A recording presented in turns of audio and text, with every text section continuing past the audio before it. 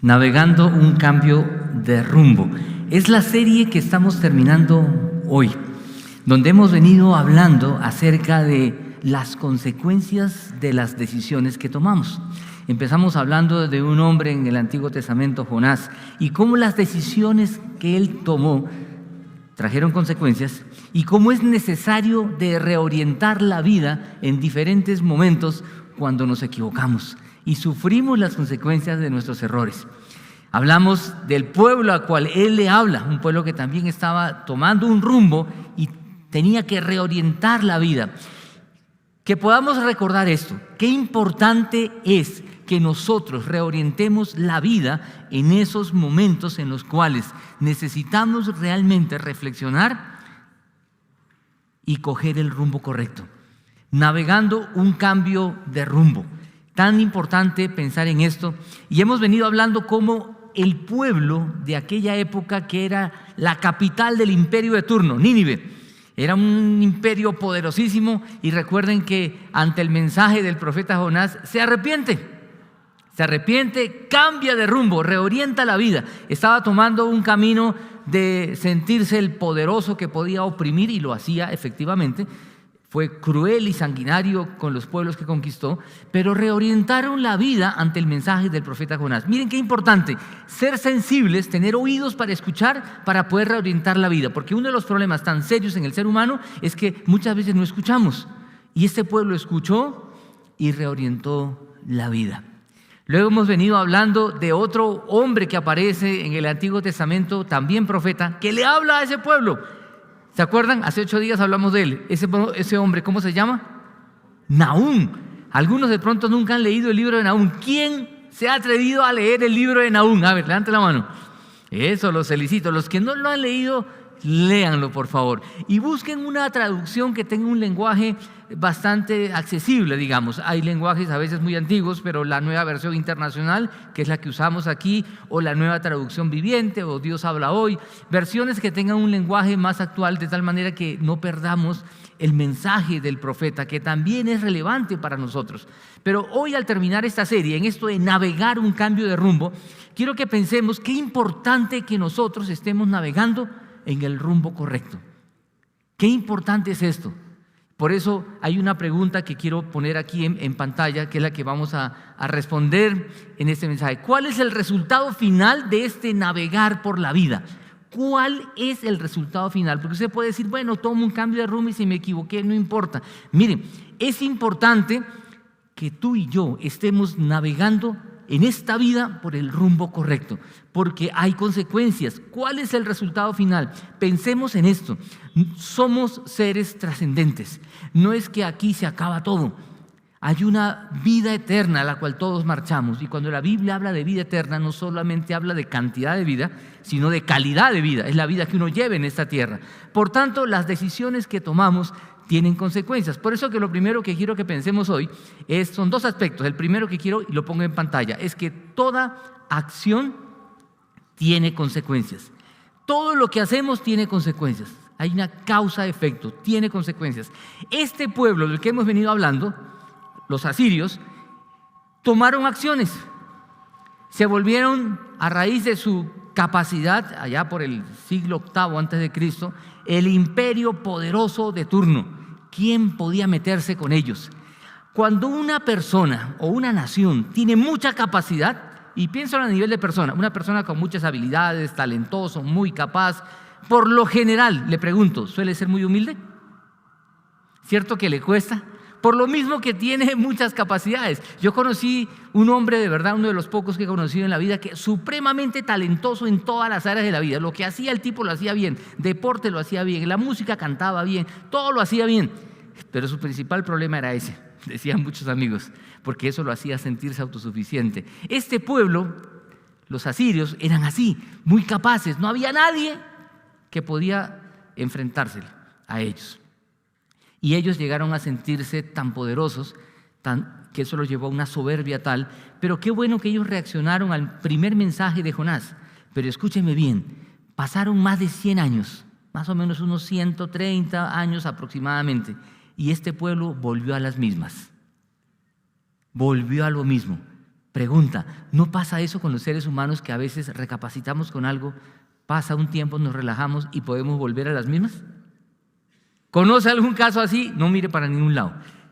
Pero alguien que está en una falta, recapacita, corrige y después de un tiempo vuelve a las mismas. Y usted puede pensar incluso alguno, ay, sí, yo conozco muchos que están todo el tiempo en esas.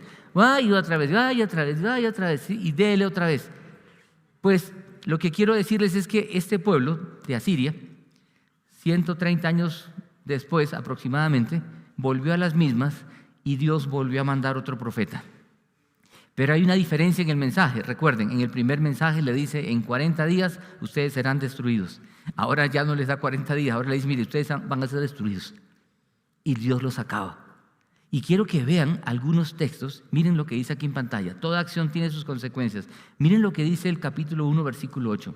Dios está hablando. Esta parte a uno no le gusta mucho.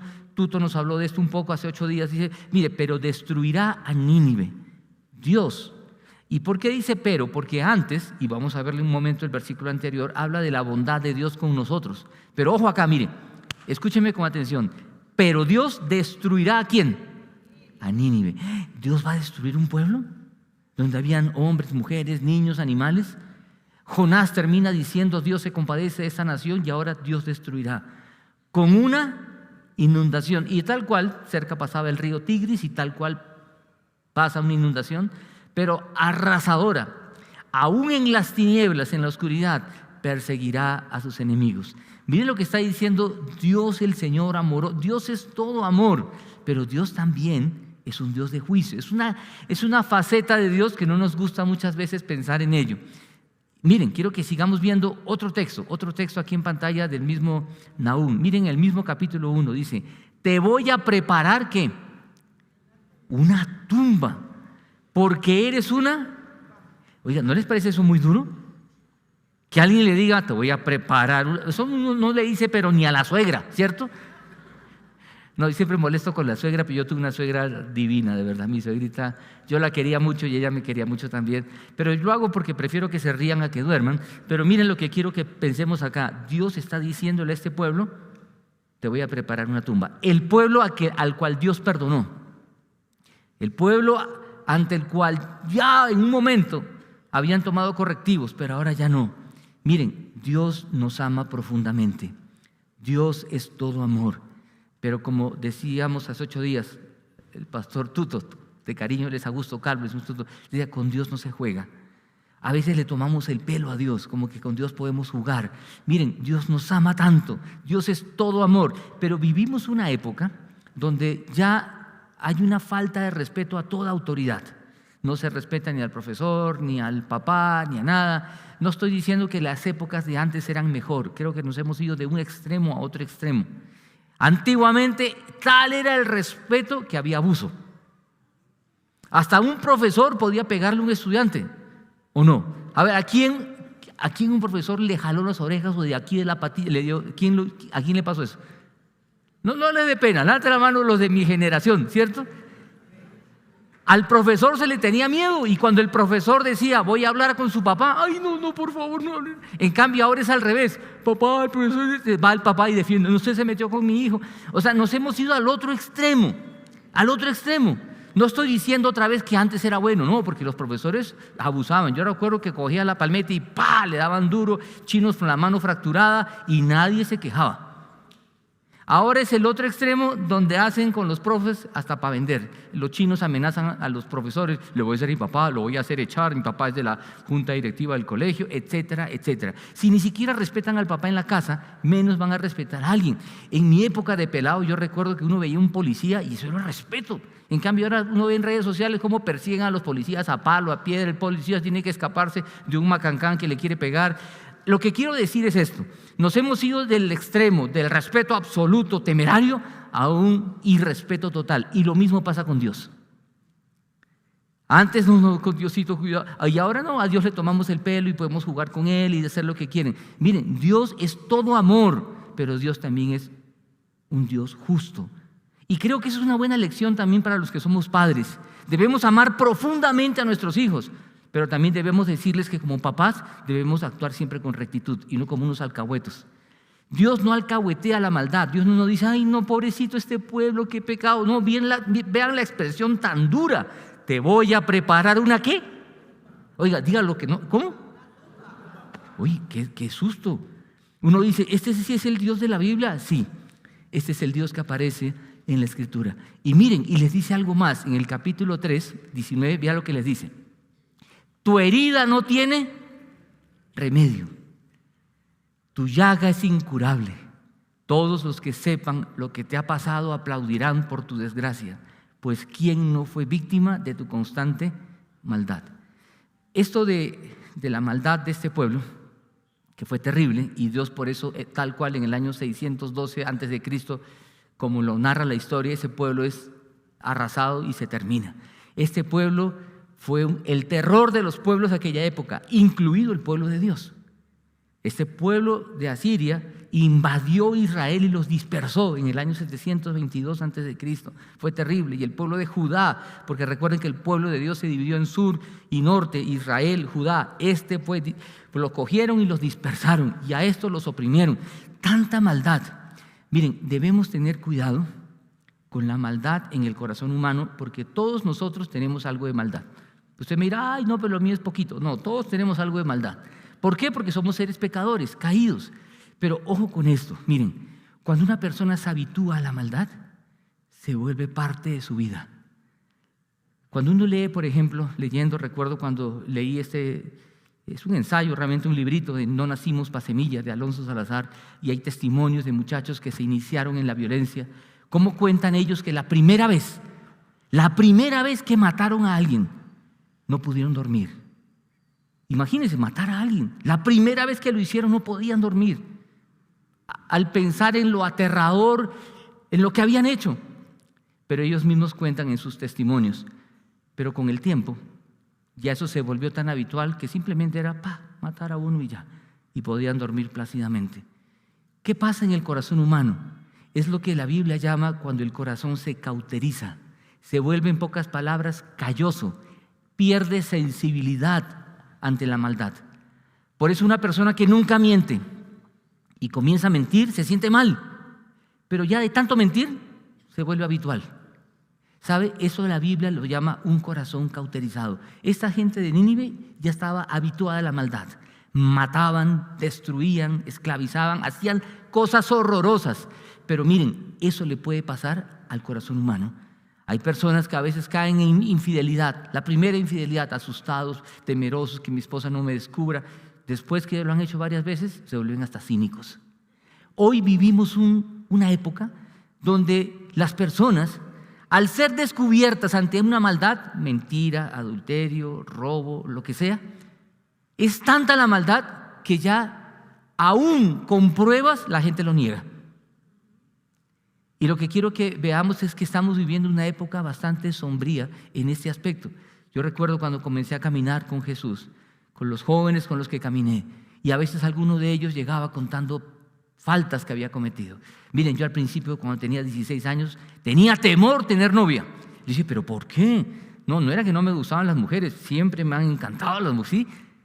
Pero lo que quiero decir es que venían estos amigos y me decían que habían pecado con la novia en áreas de sexualidad. Porque Dios creó el sexo y el sexo es maravilloso, precioso, dentro de los límites que Dios ha establecido. Cuando yo escuchaba estos casos y leí en la Biblia el caso del rey David, ¿se acuerdan de David? Cómo pequen adúltero, además comete homicidio, mata al marido con la mujer con que se mete. Yo dije, oiga, el corazón humano es dañado, somos dañados. Pero miren, debemos tenerle miedo a la maldad en el corazón humano, porque tú y yo nos podemos habituar y casi que normalizar estas cosas. Entonces miento y puedo mentir con facilidad. Entonces lo que está diciendo acá, que esta herida no tiene remedio, su llaga es incurable. Eso puede suceder también al hombre de hoy. Y nos puede pasar a ti y a mí. Y le pasó a los religiosos del primer siglo. No con adulterio, no con robo, le pasó con la religiosidad. Y perdieron toda sensibilidad a la voz de Dios en el corazón. Lo que quiero que pensemos aquí, no tan fácilmente decir, uy, esos asirios tan desgraciados, por eso Dios los arrasó y acabó con ellos. Miren, Dios es un Dios justo Y Dios no va a pasar por alto también las maldades que nosotros cometemos. Pero Cristo ya murió por mí, sí. Y ya no hay más ira para aquel que está delante de Dios. Pero vuelvo y repito, con Dios no se juega, porque también la palabra de Dios dice, horrenda cosa es caer en manos del Dios vivo. Entonces no le tomemos, pensemos hoy, es un mensaje difícil, pensando que de pronto usted tuvo una semana difícil, con dificultades, y llega para que aquí reciba un mensaje consolador y de ánimo, y alguien le está hablando que Dios es un Dios de juicio. Pero quiero que piensen que hay que tomar en serio al Señor, y que todo lo que hacemos tiene consecuencias. En pocas palabras, quiero que pensemos en esta frase. Miren, quiero que pensemos en lo siguiente. Les pongo aquí en pantalla. Dime lo que haces hoy y te diré tu futuro. Sí, en todo, mire, empecemos con cosas sencillas. Dime lo que haces hoy en la comida. Como vitamina C, chicharrón, chorizo, chunchullo. Como todo eso. Dime lo que comes hoy, te diré lo que es tu futuro. ¿Cuál es tu futuro? Sobrepeso, obesidad, colesterol alto, etcétera. ¿Sí? Dime lo que haces hoy. Pensando en lo que ves en internet, veo pornografía todo el tiempo, miro y miro y miro. ¿Cuál es tu futuro? Vas a acabar en problemas de depravación sexual de la que sea, en inmoralidad de la que fuere. Dime lo que haces hoy y te diré tu futuro. Estás más bien comiendo bien, cuidando la alimentación, comiendo balanceadamente, tu futuro es que físicamente vas a estar mejor. Estás orando todos los días y leyendo la palabra, te diré tu futuro. Tu confianza en el Señor se va a afianzar, se va a fortalecer. Dime lo que haces hoy, no hago nada de la palabra, leo de vez en cuando o el domingo cuando voy a la compra, cuando me acuerdo. Miren, dime lo que haces hoy, frágil espiritualmente, tu futuro va a ser también frágil y no vas a obtener la capacidad espiritual de soportar las vicisitudes de la vida. En palabras de un pastor, un autor, Craig Rochelle, les diría lo siguiente, miren, él lo dice así, me gusta cómo lo pone y es un libro que les recomiendo que puedan leer, El poder para cambiar. Siembra buenos hábitos, obtendrás buenos resultados. ¿Qué hábitos estás sembrando? Siembra malos hábitos.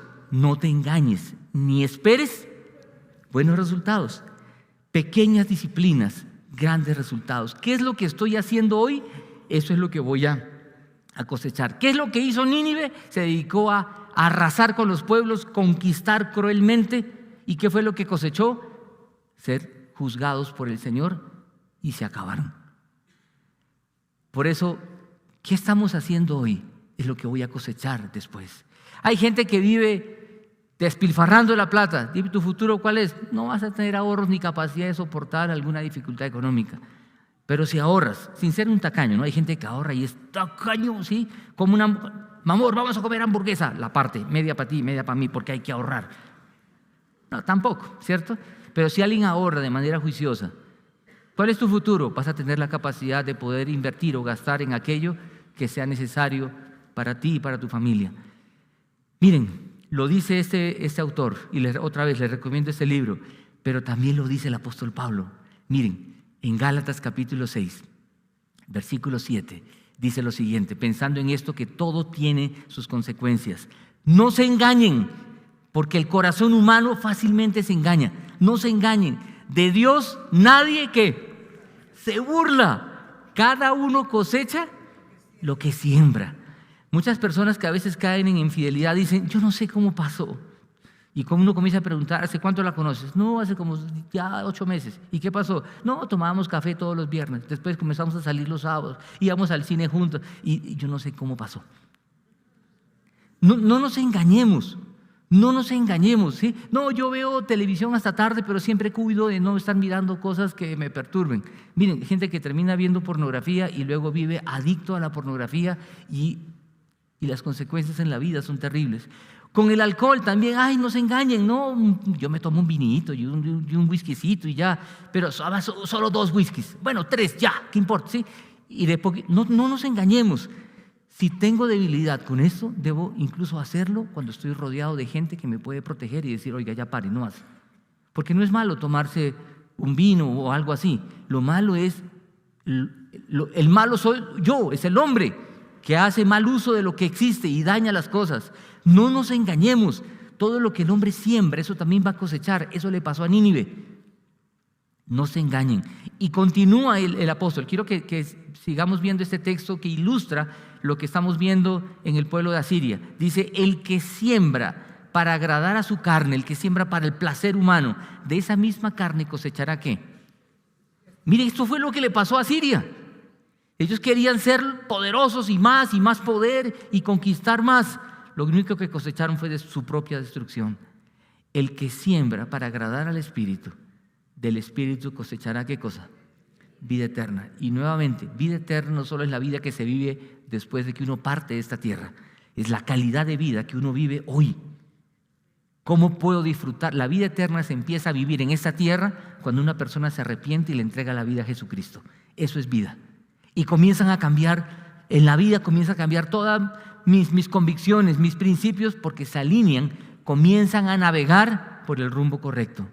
Y el autor sigue, quiero que vean qué es lo que menciona Pablo en los siguientes versículos. Mire, el versículo 9, Pablo añade, no nos cansemos de hacer el bien, porque a su debido tiempo cosecharemos si no nos damos por vencido. Y creo que es tan importante pensar en esto, porque muchas veces cuando estamos haciendo las cosas bien, nos frustramos porque vemos que quienes hacen las cosas mal, les va bien.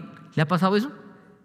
Usted se esfuerza para está haciendo negocios, lo hace todo en orden, todo bien. Viene un sinvergüenza, brinca todo lo hace mal, triquiñuelas y le va bien. ¿Y usted qué dice? Uy. Miren, en el Salmo 73, el salmista dice, Señor, pensando en esto, no, en vano he limpiado mis manos, como diciendo, no, pues, ¿de qué me sirve hacer las cosas bien si los perversos y los desgraciados prosperan? ¿Usted ha visto eso o ha vivido esa experiencia? Que al que hace las cosas mal, pareciera, Dios, ¿por qué los prosperas? Miren, por eso Pablo dice, no nos cansemos de hacer el bien. En la Confra tenemos un encuentro que, bueno, tenemos muchos, pero hay uno de parejas que se llama Alma. Yo creo que aquí varios han ido a Alma. ¿Quiénes han ido a Alma, al encuentro matrimonial? Pues el otro año vamos a volver a hacer, es un encuentro muy especial. Y hay recuerdo una pareja que decía, yo he animado a tantas parejas a ir. Pero sabes, a veces también muchos terminan mal. Gracias a Dios porque en Alma hemos podido restaurar y salvar matrimonios, por la gracia de Dios. Pero a veces no. Este hombre en un momento de frustración me decía, estoy cansado.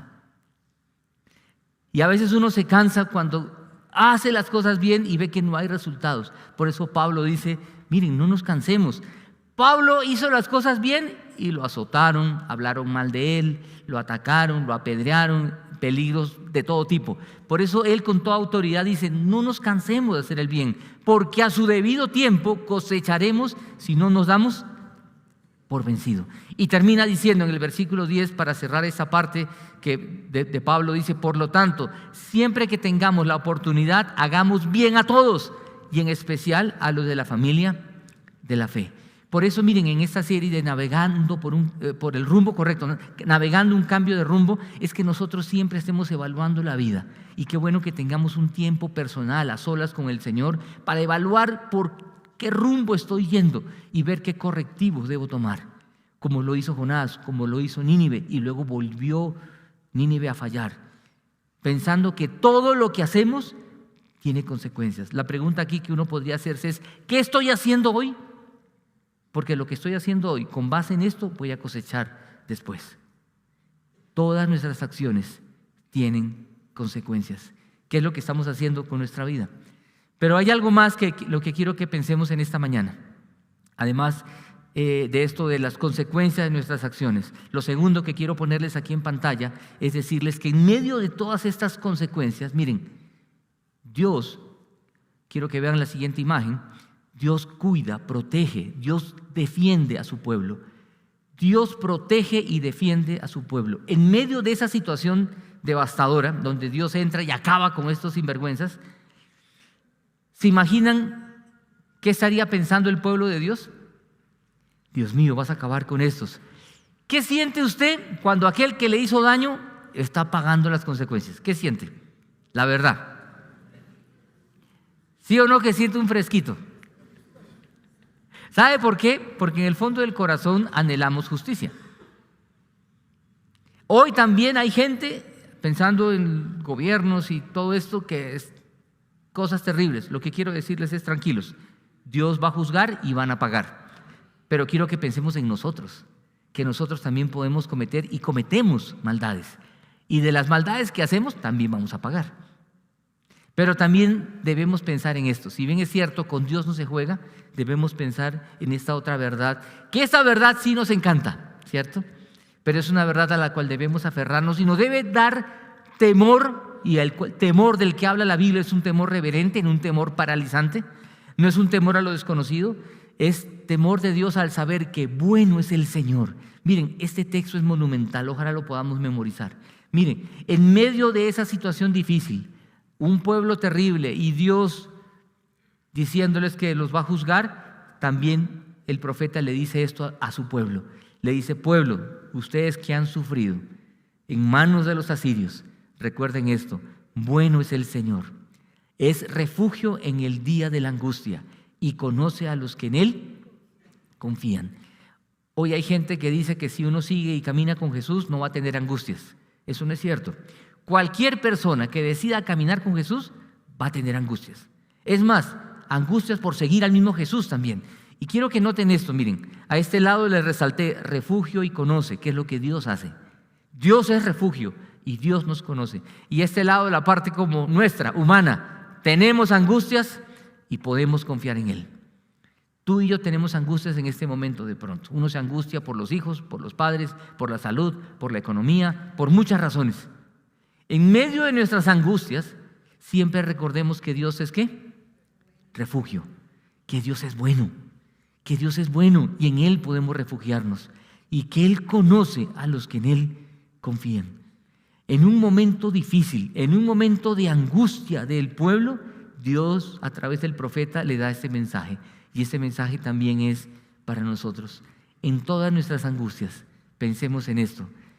¿El destino final cuál es? Miren, para los que confían en el Señor, vivir con el Señor para siempre.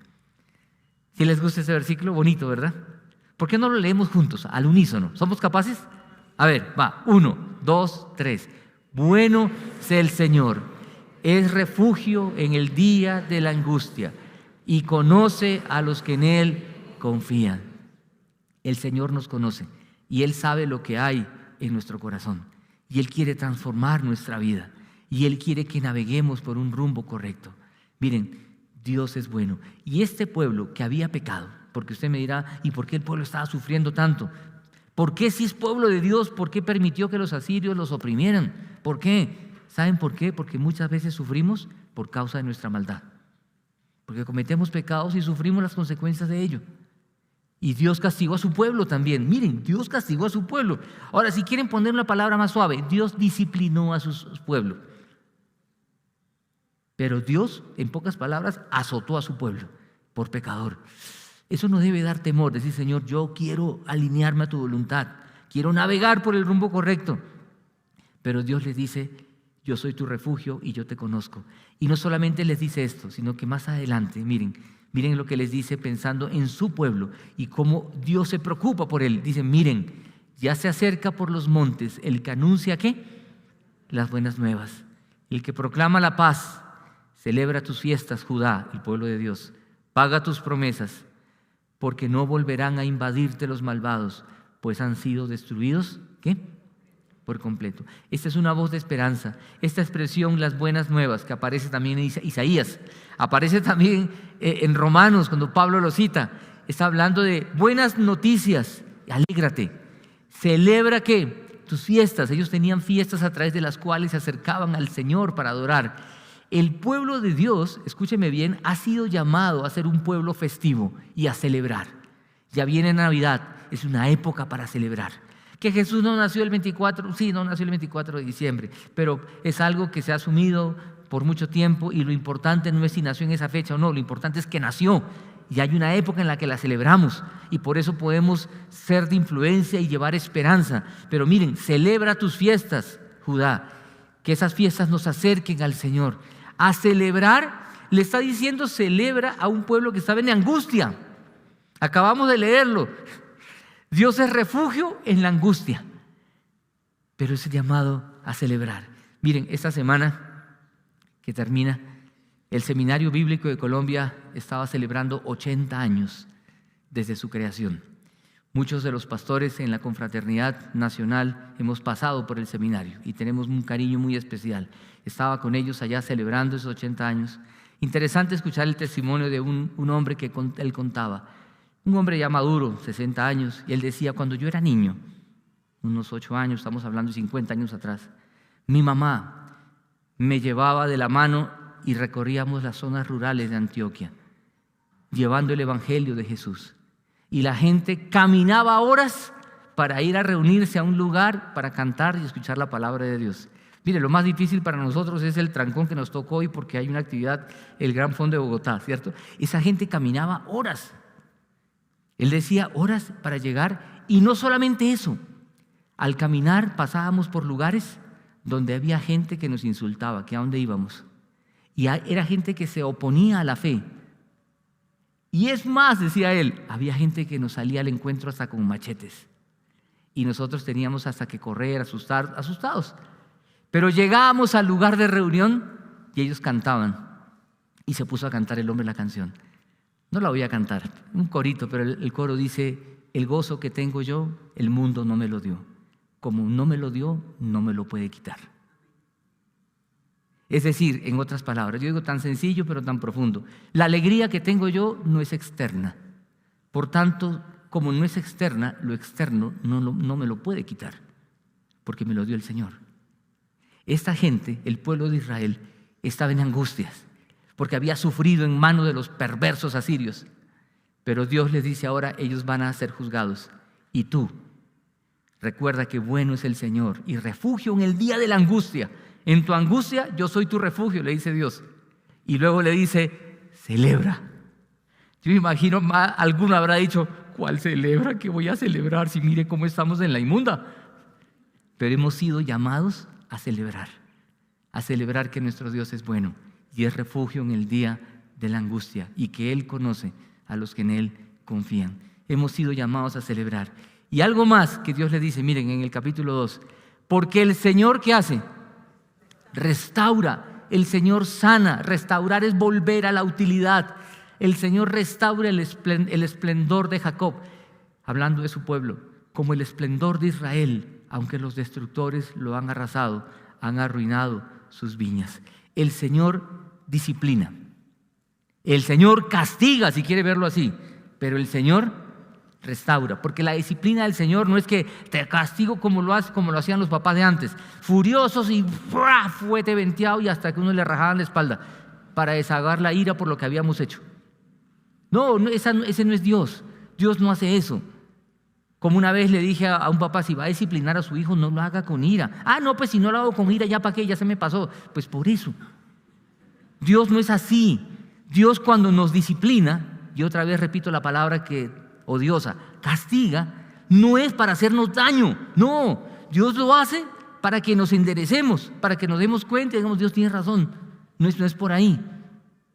Y eso es lo que Dios hizo con su pueblo muchas veces, y el pueblo se reorientó, comenzó a navegar por el rumbo correcto. Por eso no es que ese no es un miedo a Dios, ay, qué miedo, ¿qué me va a hacer? No, es un miedo de saber, ojo con esto, no es un miedo a lo desconocido, es un miedo a lo conocido, que si sé que lo ofendo, que maltrato su nombre, que lo deshonro, voy a sufrir las consecuencias de ello. Pero si sé que navego por el rumbo correcto, Dios honra a los que le honran, mas los que lo desprecian serán tenidos en poco. Y en este tiempo creo que muchas veces le tomamos el pelo al Señor y debemos ser serios con Él, pero a la vez también decirle, Señor, tú eres mi refugio, tú conoces a los que en ti confían y tú restauras, tú sanas.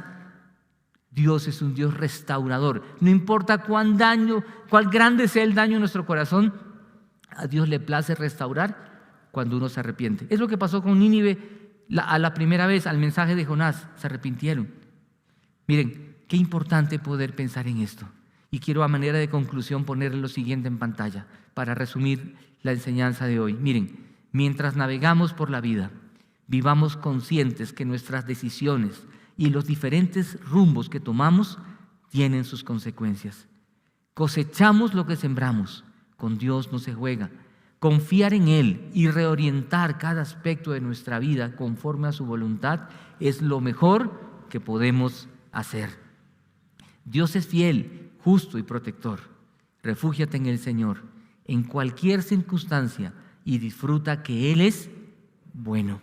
Y una pregunta para pensar, cerrando esta serie: ¿qué estás sembrando en tu vida? ¿Qué estoy haciendo hoy? Lo que estoy haciendo hoy es lo que voy a cosechar. ¿Qué es lo que estoy transmitiendo también para los que somos casados y tenemos hijos? Muchas veces esperamos de ellos algo que nosotros no les damos. Miren, qué bueno pensar en esta serie que Dios es misericordioso y bueno, pero también recordar que Dios es un juez justo y con Él no se juega. Tomemos en serio el caminar con el Señor, porque Dios quiere que en este tiempo tú y yo podamos ser de influencia a esta sociedad. Vivimos en una sociedad dañada, corrupta, perversa, y nos lamentamos y nos encogemos de hombros cuando vemos las noticias, pero quiero decirles, tú y yo hemos sido llamados a ser de influencia y a lograr un cambio. ¿En dónde? Donde Dios te puso, con tu familia, con tus vecinos, en el lugar de trabajo. Allí, la estrategia del Evangelio, de los creyentes en el primer siglo, fue saturar el medio en que Dios los puso. En esa época eran las casas eran el papá, la mamá, los hijos, los empleados. Cada casa, por pequeña, tenían 50 personas y de ahí para adelante. A través de las casas se logró que el Evangelio hiciera transformaciones grandes y profundas. Hoy necesitamos que el Evangelio haga transformaciones grandes y profundas. Por eso decimos en la confra, queremos inspirar a la gente a seguir a Jesús. No queremos cogerlos a bibliazo limpio, queremos decirles amen a Jesús, porque Jesús es una persona irresistible. Cuando alguien la conoce, no puede dejar de amarla, no puede dejar de amar. Y cuando uno ama a Jesús, no puede dejar de seguirle y de servirle. Acompáñenme a orar, vamos a orar. Señor Jesús, gracias por ser tú como eres y porque tú eres el centro de toda la Escritura. Y porque en estos libros que hemos visto, Jonás, Nahum, profetas que en su época le hablaron a una nación, a la nación más poderosa de ese tiempo, que se arrepintió en un primer momento, pero después no, volvió a lo mismo. Señor, queremos hoy nosotros reflexionar y pensar. Queremos vivir con un corazón arrepentido delante de ti. Y queremos siempre reflexionar, Señor, y evaluar la vida. ¿Qué estamos haciendo? ¿Qué estamos sembrando? ¿Qué rumbo estamos tomando?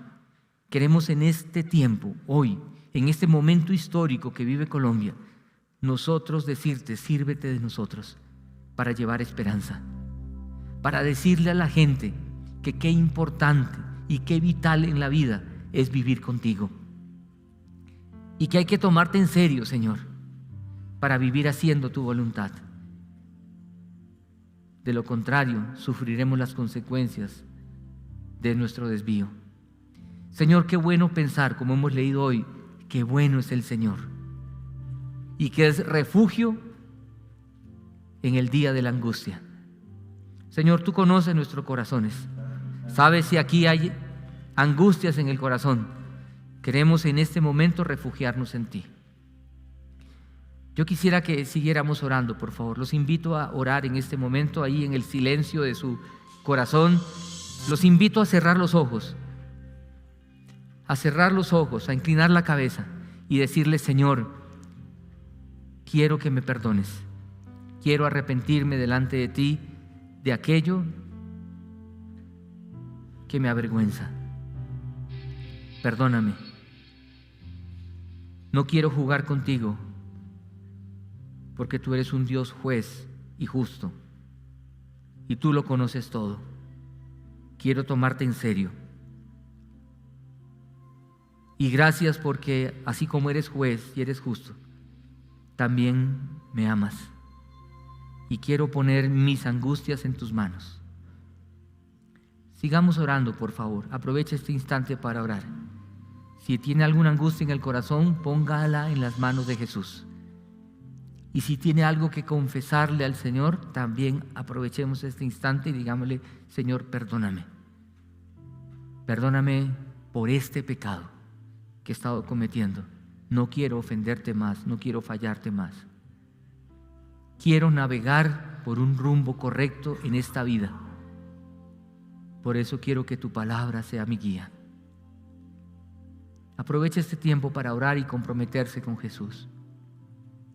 Señor, estamos aquí delante de ti diciéndote: Perdónanos, queremos caminar contigo de tu mano y disfrutar de tu bondad y de tu refugio. Tómanos en tus manos. Te lo pedimos en el bendito y poderoso nombre de Jesús. Amén y amén.